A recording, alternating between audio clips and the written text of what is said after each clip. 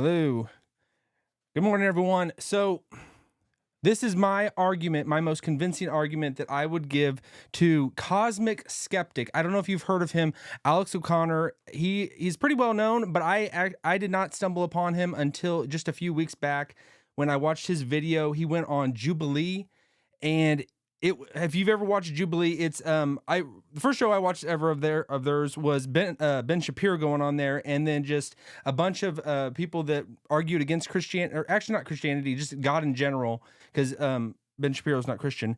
But they run to the center to get in front of Ben, and they give their most compelling argument for whatever topic it is, and they go until they're voted out. So you should check out Jubilee.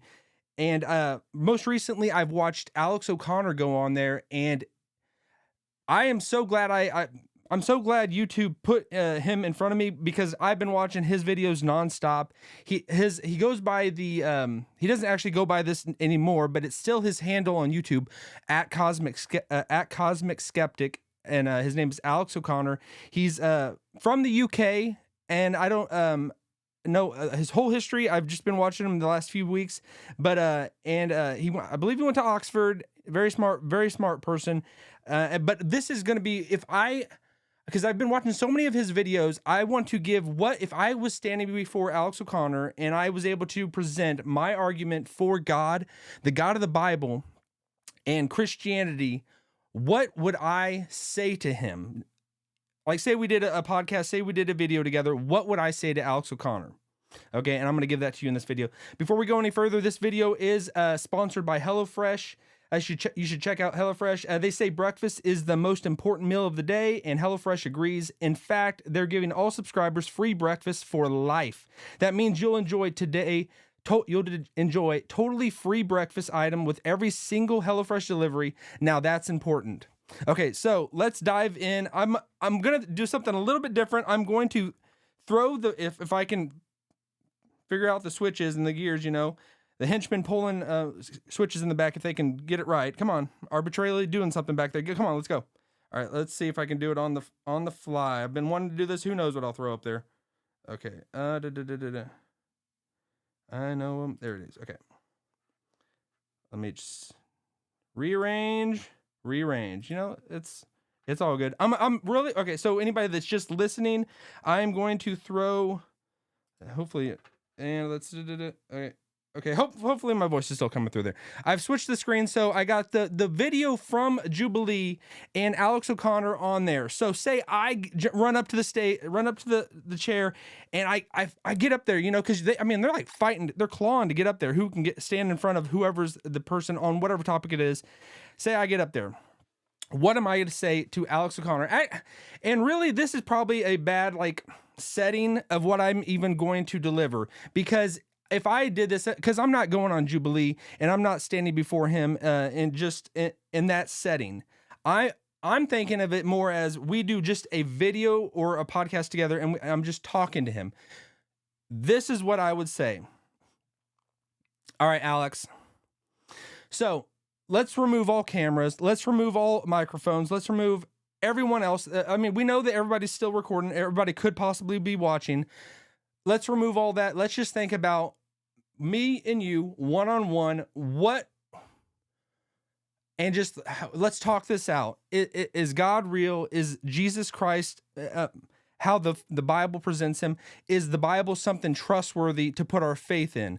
All right, let's remove everything out, and let's just have a down-to-earth conversation about this. And that's how I would begin. All right, Alex. So I'm not going to be able to convince you. I'm going to say it up front. I'm not going to be able to convince you by amazing reasoning and amazing just evidence, as in historical evidence or whatever you have, because there's nothing new I'm going to bring to you and present to you that you haven't heard before. You've been doing this for years, and you are settled in your position. But I do, watching your videos, I have realized that you are as much as you possibly can be open-minded, that if the Bible is true, you would believe it. If Jesus Christ is a worthy person to put your faith in, and how the Bible presents him, you would believe it. You're not just staunch in your belief that you're like, there's no way I'm changing my mind. You're open. You're open. And as much as you can be, and I say that kind of for myself as well. Like, since I became a Christian, I try to still think about how a person that doesn't believe in Christ, how they would hear this, what I'm saying. Because, and we can only do that so much. You can only do that hypothetical gymnastics in your mind so much, because my position is it's impossible to believe in God if you don't believe in him. And it's not possible to believe in God if you don't believe in him. If I'm saying that right, I'm basically saying, and I saw this in a video that you did. I wish I would have known the person's podcast that he said, like, you gave that remark to him. You said, all right, you want to try to believe in God, just give it a go. And you were like, just talking to him. He's agnostic as well, but you just say, just give it a go, just try. Because we cannot just flip the switch and just say, okay, I believe there's a God, or I don't believe there's a God. I think it's already settled. We don't have a choosing of that. And I think something, so I don't think there's a compelling argument that I could say in the reliability of the Bible or give historical fact that would convince you. And I would say, even from the biblical perspective, that the most strong promoter of Christianity, the Apostle Paul, when he went up, like, encountered people that were very philosophical, very smart, the smartest people on the planet in his day and age, he did not try to give them amazing reasoning and amazing just history and articulation of the facts or what happened, because I mean, they're going to be settled in their position, whatever it is. He came to them with the simple message of Jesus Christ and him crucified. That's all he said. And he stumbled and he bumbled over his words, and he didn't have a good presence, and people mocked him. Go to 1 Corinthians, and this is what he gave, and this, we can find this in the book of Acts as well, of that encounter, what happened. He made it clear that this message, and I that's why I want to step back. Like, I don't want to be like, I'm just like, I'm gonna get my Bible and I'm just gonna hit you over the head with it. Believe. No. We can't do that either. I understand we have to give good arguments, and there is apologetics for the God of the Bible. But if we were just like, God has to change our hearts, and God has to make us in a position so that we can believe. I would start it off with that, because there's nothing I'm going to say that you haven't heard before. And the message of the Bible is so simple that it is supernatural. God made this message so simple. He made it this way. And he made it so that a little child can understand it. He didn't make it overly complicated, and he made it so that it would just break down the wisdom, what we would put in quotation, the wisdom of this world, the most smartest, brilliant people, and he turns it upside down on its head. And it says that he came for the people are the lowest of the low. He's making the meek of the earth that are going to be the kings of the next age.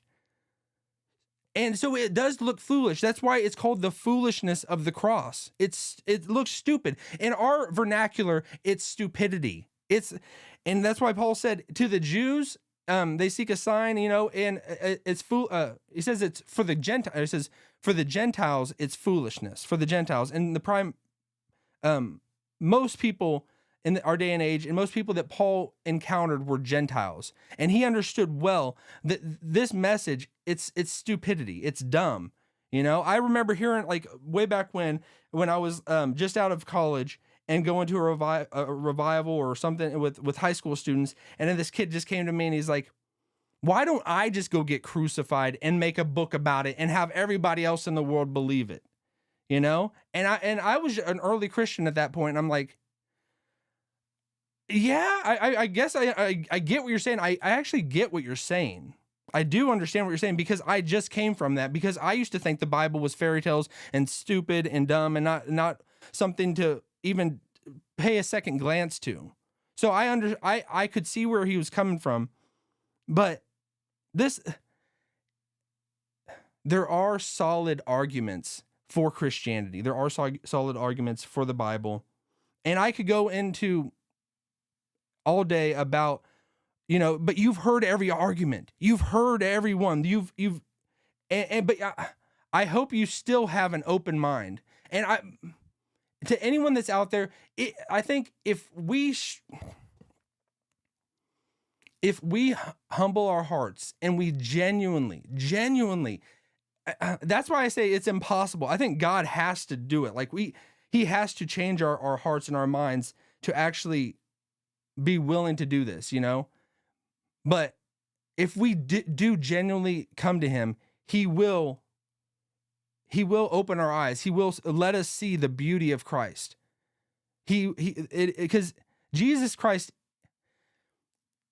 that's why I'm hesitant about going down really any argument, because I don't think there's anything I could just reason to you and say, this is because of this happened, X, Y, Z, because Jesus Christ lived at that exact time, that exact pinnacle of history, because of the evidence of the resurrection. Why would the apostles die for a knowing lie? Because many people sincerely have died for things, but these guys would have known it was a lie. They would have known it. They would have went to their death. They would have suffered with no benefit to themselves, and to be like all together in on it is impossible. It's unfathomable. So there are so many arguments for the Bible, and I've seen so many of your videos. I know that you like about Christians, that you seem, the early ones of your videos, you were a little more hostile to Christianity, but it does seem like you are a lot different in your approach and even your own view, that you enjoy Christians. You enjoy Christians in a sense, like as opposed to some other religions that would be a lot more hostile towards you. But I just hope that you keep an open mind and what you're saying. And I could definitely go into arguments but I don't even want it to bring it down to that level. But because I just wanted to like your worldview. And I know I've heard videos you saying, like, just thinking about death, thinking about, that we would, after this, cease to exist, it was almost terrifying. You said you hadn't really kind of done that analysis for years, since you were young, and it was terrifying. For me, there is still, even any Christian out there, there is still some, like, there's always fear of the unknown, because we can say we know and what we believe, we know that God is there, but I don't think God has made it possible so that we can absolutely 100% scientifically know that God is there. Otherwise, everyone would believe it. And otherwise, because he's made it so there has to be that element of faith. You have to be able to and willing to jump in. And until you actually do that, you count the cost, because Jesus said, count the cost, but then you have to just completely dive in. And that's what happened to me. I dove in and then figured out all these things. The apologetics and the understanding of the Bible supported my beliefs and gave me confidence. But it wasn't what convinced me and drove me into the kingdom. I was completely put off by Christianity. It seems ridiculous. The dinosaurs always got me. And there is solid, strong arguments for everything. Everything, the Bible, that's why it stood the test of time. If you just look at the Bible, it's written over 1,500 years, over 40 different authors from all walks of life, and they have a consistent theme. And because it's not one book. We say the Bible, but it's obviously not one book. It's a library of books, from kings to peasants to farmers to to everybody from all walks of life. But it all came from one people group, which is insane in itself. It came from the Jewish people, full stop, completely. And you could say Luke, the physician who wrote the Gospel of Luke and wrote Acts, is a little bit different. He might have been a Gentile. I think of it whenever he might have been a Gentile. I look at him, he was a proselyte to Judaism, but it doesn't really matter, you know? But either way, if you say Luke is the only Gentile that wrote it, every other book is written by, which isn't, that to me, when you really step back and think of it, is crazy, is really crazy. So, I know I haven't given, like, I didn't want to go into and just dive into like natural logic and natural reason and evidence, because you've heard all that. You've heard all that, you know? God, he gives us his kindness towards us is he gives us time to look at him, but he's not going to just unveil everything. Everything's not coming out yet. And it's like, when it does, it will be so strong that we'll be like, it won't even be a question anymore. It's this brief time, this moment in history. When we think about how brief everything is, the cosmos is so brief. I mean, our window in time is so brief. And I mean, I'll leave it at that. I'll let you just think about that, and just, if there's anything at all sparked anything and makes you actually want to ask me anything further, definitely hit me up.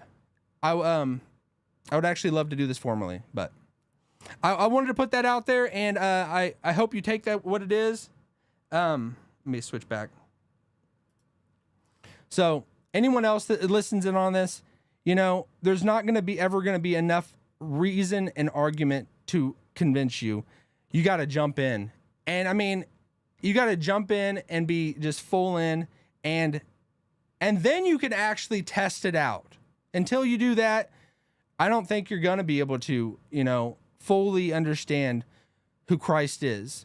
You know, you can see him from afar, but at the end of the day, that's going to be the biggest question that we are ever asked and that we ever answer. And what our answer is matters of eternal significance.